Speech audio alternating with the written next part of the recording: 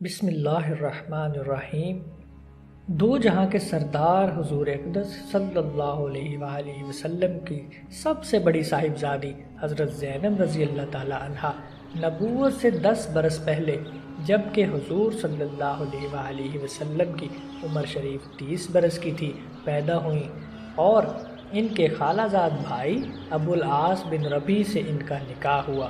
ہجرت کا موقع آیا تو اس وقت حضور صلی اللہ علیہ وآلہ وسلم کے ساتھ نہ جا سکیں۔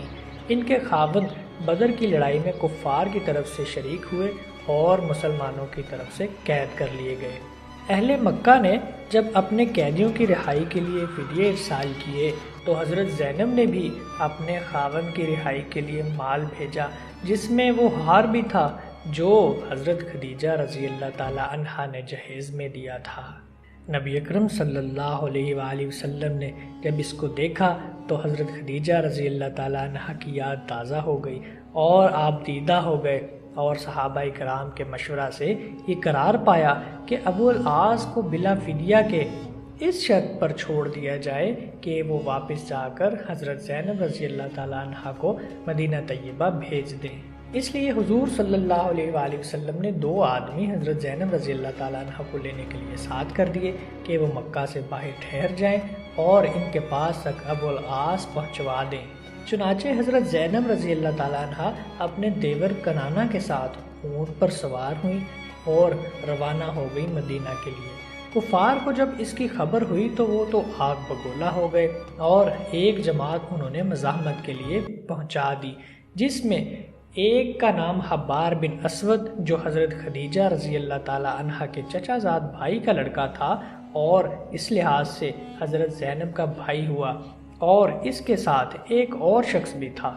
ان دونوں میں سے کسی نے، زیادہ تر کی رائے ہے کہ حبار نے ہی، حضرت زینب رضی اللہ تعالی عنہا کو ایک نیزہ مارا، جس سے وہ زخمی ہو کر اونٹ سے گر پڑی۔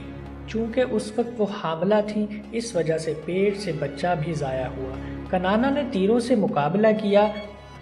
ابو سفیان نے ان سے کہا کہ محمد صلی اللہ علیہ وآلہ وسلم کی بیٹی اور اس طرح علان چلی جائے، یہ تو ہم کو گوارا نہیں، اس وقت واپس چلو، پھر چپکے سے کبھی بھیج دینا۔ کنانہ نے اس دعوت کو قبول کر لیا اور واپس لے آئے۔ 1 روز بعد پھر روانہ کیا گیا۔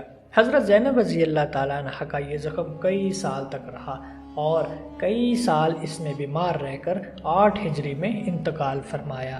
حضور اکرم صلی اللہ علیہ وآلہ وسلم نے ارشاد فرمایا کہ وہ میری سب سے اچھی بیٹی تھی جو میری محبت میں ستائی گئی۔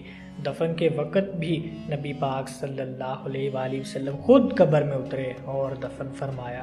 اترتے وقت بہت زیادہ رنجیدہ تھے، لیکن جب باہر تشریف لائے تو چہرہ کھلا ہوا تھا۔ صحابہ اکرام نے دریافت کیا تو آپ صلی اللہ علیہ وآلہ وسلم نے ارشاد فرمایا کہ مجھے زینب کے ضعف کا خیال تھا، میں نے دعا کی کہ قبر کی تنگی اور اس کی سختی اس سے ہٹا دی جائے، اللہ تعالیٰ نے میری دعا کو قبول فرما لیا۔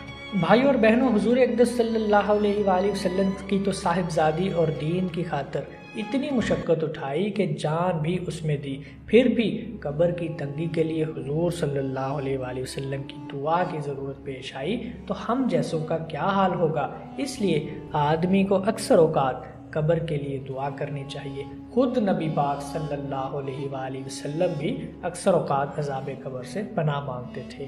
اللہ تعالی ہم سب کو قبر اور دوزخ کے عذاب سے بچائے، آمین یا رب العالمین۔